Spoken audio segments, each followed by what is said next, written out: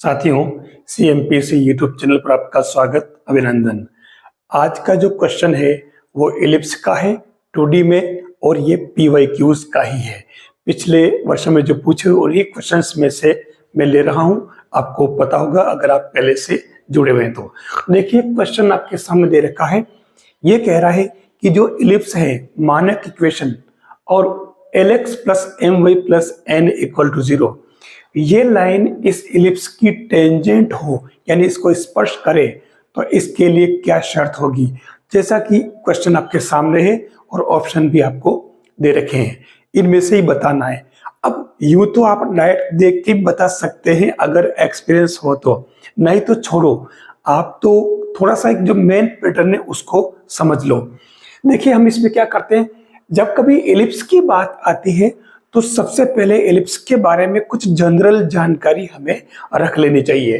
पहली बात तो ये कि जो हमारा एलिप्स है, ठीक है, मैंने छोटा सा डायग्राम बनाया है, ये एलिप्स है और सपोज ये जो लाइन है आपके, मैं इस लाइन को L1 नाम दे दूं तो ये आपके लाइन L1 है। अब ये कह रहा कि ये L1 लाइन अगर इसकी टेंजेंट बन जाए तो ये लाइन शिफ्ट होकर के इसकी टेंजेंट बन जाएगी। सेकेंड से मैंने थोड़ा सा ही कर दिया है, यानी ये यहां शिफ्ट हो जाएगी। ठीक है, अब क्या करना है, पहले ये एक तरह से PQ सेगमेंट या इंटरसेप्ट काट रही थी, तो इसमें जरूरी चीजें क्या है कि ये अगर इसकी टेंजेंट हो, सपोज हमारी जो लाइन है y equal to mx plus C और इलिप्स आपका यही है, तो इसके लिए टेंजेंट की शर्त क्या होती है, C square equal to A square M square plus B square. ये इसकी टेंजेंट की शर्त है। हमारे y equal to M x plus C की जगह लाइन बदल गई और कुछ भी नहीं किया है। ठीक है, हम फटाफट इस लाइन को इस फॉर्म में कन्वर्ट कर लेते हैं, तो ये क्या बन जाएगा आपके m y equal to minus l x minus n, और ये आपके y equal to minus L upon m x और ये माइनस एन अपॉन एम।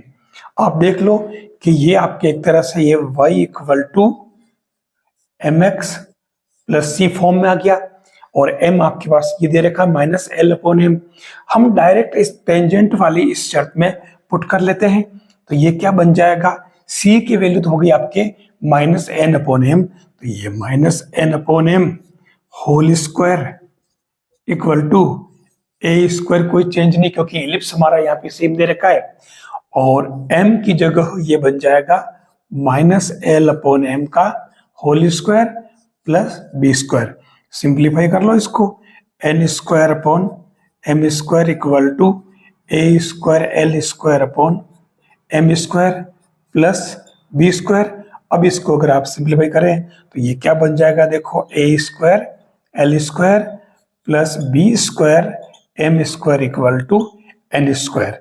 ठीक है, ये मैंने पूरा जो आपके एलसीएम लेकर के एम स्क्वायर को कैंसिल कर दिया है, तो यही तो आपके इसमें आंसर आ रहा है। आप देख लो ऑप्शन में दे रखा है, क्योंकि ये हमने टेंजेंट की कंडीशन अप्लाई कर दी। अब आप कहो कि ये कंडीशन अगर याद नहीं है तो जाने दो, याद नहीं तो एक तरीका और बता दूं मैं आपको। आप क्या करें, ये जो y की वैल्यू है आप सीधी सीधी इसकी जगह पुट कर दें, ठीक है ना, सेकंड मेथड में, तो ये बन जाएगा आपके X square upon A square plus 1 upon B square, और ये आपके minus L upon X M x plus minus N upon M का होल स्क्वायर इक्वल टू 1। इसको अगर आप सोल्व करोगे तो ये आपके A X square plus B X plus C equal to 0 यानी द्विघात समीकरण के रूप में ही आ जाएगा। अब आपको क्या करना है, इसमें आपको इसमें यह करना है B square equal to 4ac। कौन सी कंडीशन, मूल समान होने वाली शर्त। कैसे, जब ये पी क्यू लाइन पहले इंटरसेप्ट काट रही थी तो यहाँ p और q दो जगह काट रही थी, तो x की दो वैल्यूज थी। अब ये टेंजेंट बन गई तो ये q सीधा जाकर के p की चेयर पे जाके विराजमान हो गया, इन दोनों एक ही हो गए, तो इसके मूल समान हो गए। तो ये मूल समान वाली शर्त लगाओगे, जैसे ये शर्त लगाओगे आपके सामने ये रिजल्ट आ जाएगा। आप ये शर्त क्योंकि इसमें लगा रहे हो तो इसलिए आपके इससे ये रिजल्ट आएगा जो कि आपको इसमें चाहिए। अब कहो कि ये तो मेथड बहुत लंबा है, तो एक काम करो, एक तीसरा मेथड और है, और वो क्या है, आप इसमें क्या करें, ये जो तरीका बताया मैंने इसको आप छोड़ दें। अगर आपको पता हो तो ये पी क्यू जो सेगमेंट है, इंटरसेप्ट है इलिप्स के लिए, इस पी क्यू इंटरसेप्ट की लेंथ का फॉर्मूला आपको पता होगा। वो होता है 2ab upon A square M square plus B square root, और ये है A square M square plus B square minus C square, और इसी के साथ में 1 प्लस एम स्क्वायर। ये आपके इस इंटरसेप्ट की लेंथ का फॉर्मूला है।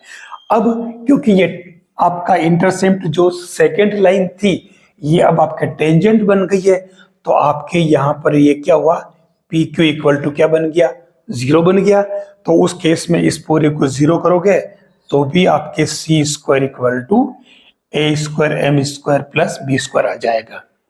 अब ये 3 मेथड बता दिए हैं। अब भी आप कहो कि और ये तो फॉर्मूला बहुत लंबा हमें याद नहीं है, तो भाई आपको अगर लेक्चरर बनना है मैथ्स का, या सेकंड ग्रेड टीचर बनना है, या मैथ्स में आगे बढ़ना है, तो इतना तो पढ़ना ही पड़ेगा, पढ़ेंगे ना।